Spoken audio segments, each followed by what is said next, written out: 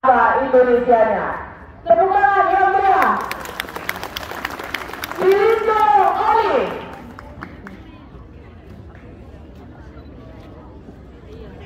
Assalamualaikum warahmatullahi wabarakatuh. Selamat pagi. Perkenalkan Mas Raffi, Pondok Alim. Ini setelah tahun dan ini di sini untuk menyampaikan pesan atas nama anak Palestina dan keluarga kami dari Palestina. Jadi teman-teman di Indonesia jangan lupa mendoakan keluarga kalian dari Palestina karena sekarang Palestina lagi berjuang. Karena di Palestina tidak ada peperangan dan sekarang anak-anak Palestina ada banyak yang sudah meninggal dan ada banyak keluarga yang sudah meninggal. Dan sekarang sudah hancur dan teman-teman tidak ada kabar karena penjara sudah hancurkan sekolah dan rumah sakit, gereja dan juga masjid. Jadi sekarang di Palestina sudah jarang mendengar suara azan karena penjara sudah hancurkan masjid-masjid yang ada di Palestina. Jadi teman-teman jangan lupa mendoakan keluarga kalian dari Palestina. Kalau nggak bisa menjaga nggak apa-apa, doa aja.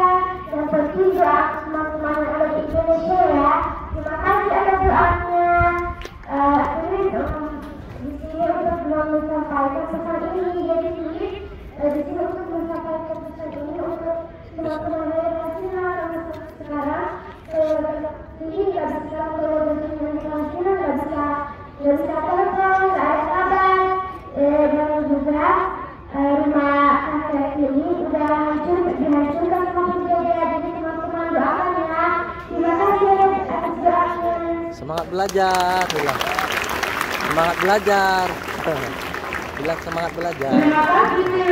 Kami pasti mendoakan Pilin dan saudara. Ya, terima kasih kepada Ibu Sri selaku yang mewakili Dinas Pendidikan, dan terima kasih kepada Bapak Kepala Sekolah dan semangat luar biasa dari para guru yang ada di sini SMP Negeri 4 Tanjung Muara yang alhamdulillah senantiasa memberikan pesan terbaik dari Indonesia, dari Desa Serdang untuk masyarakat Palestina. Assalamualaikum warahmatullahi wabarakatuh. Waalaikumsalam. Dan selamat pagi. Ya, selamat pagi. Assalamualaikum warahmatullahi wabarakatuh. Dan selamat pagi. Alhamdulillah sudah pada sarapan. Ya, teman-teman, perkenalkan nama saya Pengunin, warga negara Indonesia yang alhamdulillah menetap di jalur Gaza. Ya, saat ini teman-teman melihat bagaimana terjadi pembantaian.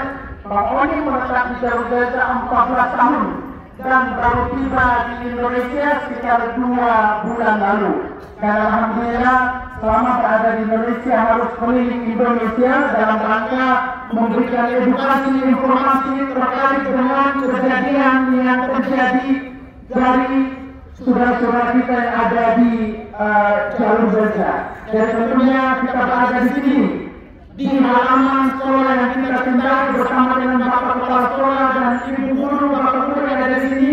Tentunya para pendidik yang ada di sini mengajarkan kepada kita siswa dan siswi untuk memiliki rasa kemanusiaan yang tentunya kita tidak akan menerima jika ada sebuah negara yang menerima penderitaan serta dibangkang dan dibunuh oleh Zionis Israel. Tentunya sebagai agama Muslim kami pun menolak apa yang terjadi, pembantaian terhadap warga sipil, dan saya yakin agama lain, Kristen, Buddha, Protestan pun tidak akan menerima akan terjadinya pembantaian terhadap bayi, wanita, warga sipil yang ada di jalur Gaza.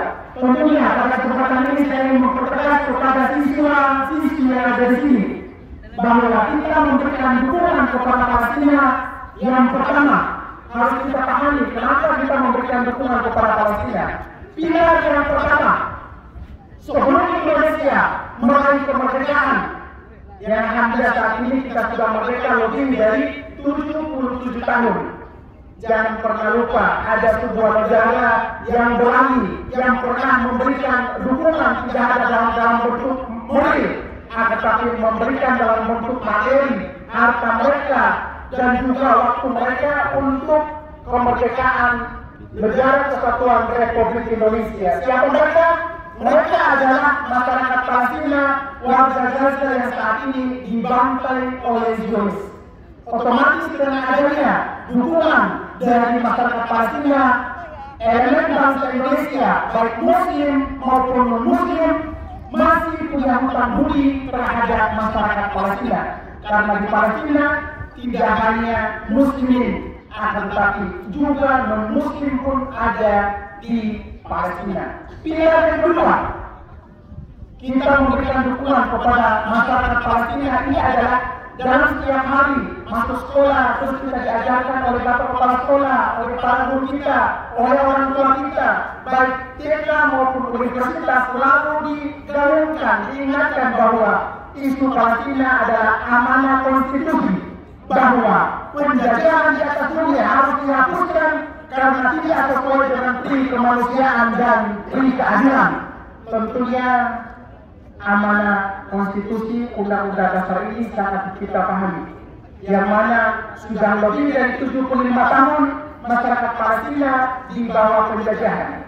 Sudah lebih dari 75 tahun masyarakat Palestina, khususnya warga Gaza, krisis kemanusiaan. Sudah 75 tahun warga Gaza dan Palestina tidak mendapatkan keadilan. Dengan demikian kita hadir di sini sebagai implementasi, sebagai bentuk mengimplementasikan amanah konstitusi Undang-Undang Dasar 1945.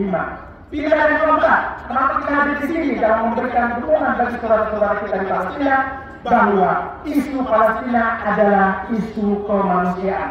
Belum didandas hubungan antar manusia, yang mana mereka juga manusia, kita manusia.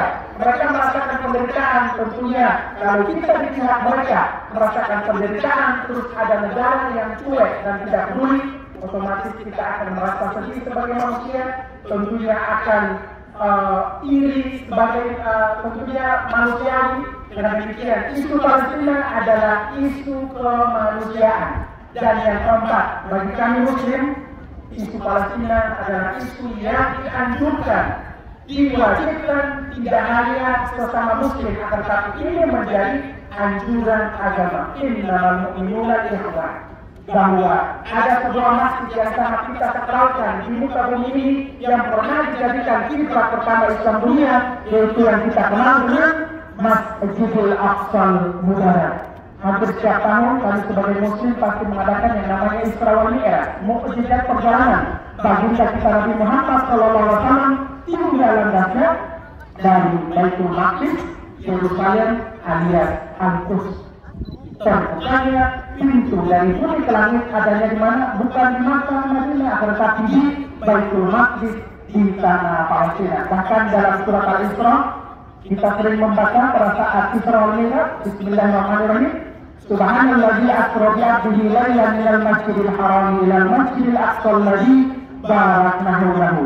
Tanah Palestina, tanah yang sudah diberkahi oleh Allah Subhanahu wa taala, yang diamankan tidak hanya kepada muslimin yang ada di Palestina, akan tetapi diamankan kepada umat muslim di seluruh dunia, wabil khusus kepada umat Islam yang ada di Indonesia. Yang terjadi di dalam Gaza saat ini murni genosida, murni pembantaian, murni pembunuhan, dan juga murni pembersihan etnis. Kalau kita berbicara tentang pembersihan etnis, yang dibunuh oleh Zionis tidak hanya Muslim, yang dibunuh Zionis Muslim, yang dibunuh Zionis Kristen, yang dibunuh Zionis adalah Yahudi pro perdamaian. Kita harus membedakan antara Zionis dan Yahudi. Zionis adalah sebuah perkumpulan komunitas entitas yang mana tadinya mereka tidak berada di Palestina, mereka berada di Inggris Raya, di Amerika, di Eropa, dan di Eksodus, di imigrasi alias apa? Diungsikan ke tanah Palestina yang dipimpin oleh Benyamin Netanyahu. Yang tugas dari Zionis ini adalah menghancurkan, merampas, memperkosa, membunuh masyarakat Palestina, tidak hanya Muslim, Kristen pun dibantai.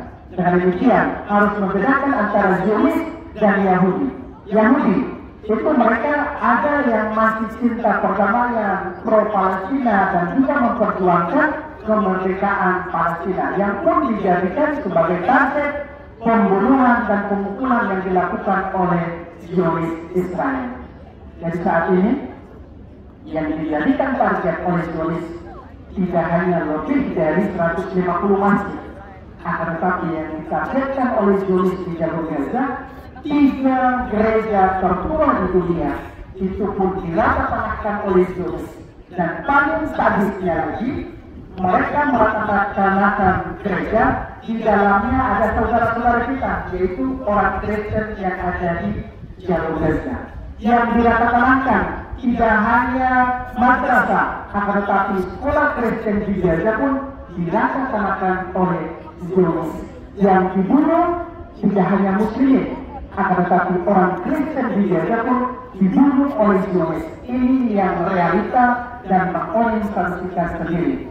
Pada saat evakuasi kemarin, terakhir saya pernah cerita di podcastnya Mas Edi Corbuzier, terus juga di Mas Atta Halilintar, itu saya sampaikan pada saat evakuasi kemarin, ternyata Bang Onim dan keluarga harus melewati jasad anak-anak, wanita, lansia, itu mereka terbuang di aspal.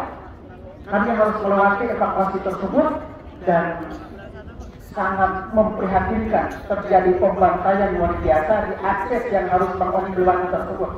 Ternyata kendaraan Bang Onim di dalamnya ada orang Indonesia, Chili, Nusantara, Bahari dan Bang Onim. Kendaraan kami pun ditembak oleh Zionis.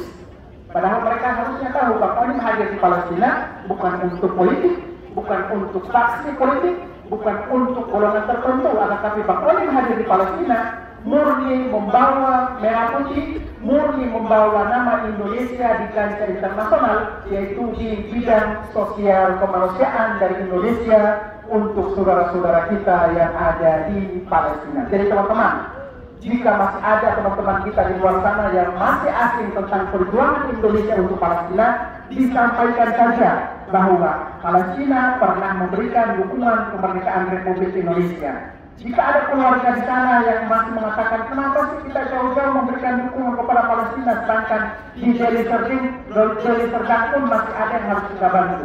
Disampaikan saja bahwa kita bantu, ini amanah konstitusi. Penjajahan di atas dunia harus dihapuskan karena tidak sesuai dengan prinsip kemanusiaan dan prinsip keadilan. Dan juga jika ada yang memprovokasi untuk berusaha meredupkan semangat kita memberikan dukungan kepada Palestina sebagai Muslim, disampaikan ini bagian dari akidah kami yang diajarkan dalam Islam, yang diajarkan oleh Nabi dan sudah termaktub dalam ayat suci Al-Quran. Demikian kami tetap memberikan dukungan kepada Palestina hingga Palestina merdeka. Yang sampai dengan saat ini kita melihat sendiri bagaimana Bapak Presiden Jokowi, sahabat Noel Ibrahim Marsudi, selalu ada di barisan depan untuk di kancah internasional, di KTT dan juga di PBB, dan rencananya teman-teman PMU akan memperkarakan kriminal yang dilakukan oleh Zionis terhadap Muslim di Palestina dan juga Kristen yang ada di Palestina. Makanya kita sebagai masyarakat tentunya mengikuti apa yang dilakukan oleh Bapak Presiden Ibrahim Marsudi bahwa selama Palestina masih terjaga dan belum merdeka, maka Indonesia akan senantiasa membersamai dan memberikan dukungan kemerdekaan bagi saudara-saudara kita yang ada di Palestina. Pesan yang terakhir, sampaikan kepada teman-teman kita bahwa ada satu-satunya negara yang belum merdeka, yaitu Palestina.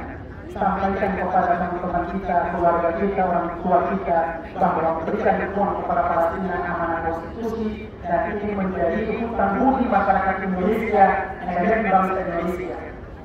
Dan sebelum saya datang ke Deli Serdang, ada ini saya teringat soal Zionis Israel. Nah, biasanya kalau soal itu langsung tidak dihimbau, itu masih teringat.